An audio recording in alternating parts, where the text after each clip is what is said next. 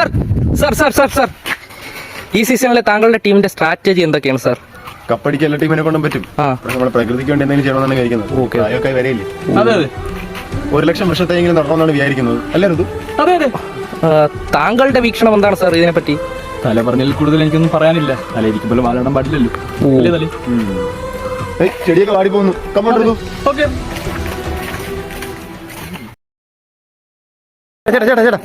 അവിടുത്തെ വിഷയം എന്താ?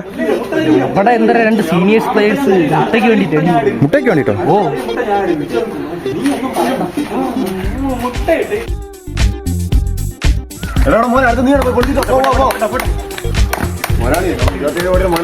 പോയി പൊടിച്ചിട്ട് വരാൻ മലയാളി. ആ വെള്ളം ഇങ്ങോട്ട് മലയാളി.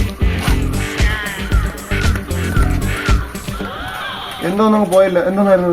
എന്റെ 27 കോടികളാ പോണത്. സാറേ, ഈ സീസണിൽ നിങ്ങളുടെ ടാക്ടിക്സ് എന്താണ് സാറേ?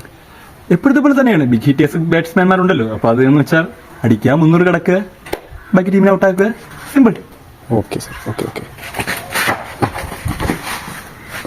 അയ്യോ സാറേ കണ്ടില്ല സാർ. കണ്ടില്ലേ? കണ്ടാലേ ഞാൻ തിരക്കിന്ന് പറഞ്ഞുതരാം. സാർ ഈ തുടർച്ചയായ തോൽവികളെ കുറിച്ച് താങ്കളുടെ പ്രതികരണം എന്താണ്? ഇത്ര നേരം നമ്മളെ ബി ടീമിനെ വെച്ചല്ലേ കളിച്ചോണ്ടിരുന്നത്. ഇനി നമ്മളെ വജ്രായത് ഇറങ്ങാൻ പോണല്ലേ ഉള്ളൂ. വജ്രായുധോ സാർ? അതാരാണ്? അതോ കണ്ടില്ലേ പ്രാക്ടീസ് ചെയ്യുന്നത്? സാർ, ഇതേപോലെ വജ്രായത്തിന് ഇറക്കിയ ഒരു ടീമും കൂടെ ഉണ്ടായിരുന്നു സാർ. അതേത് team? Super Kings again, baby, it's a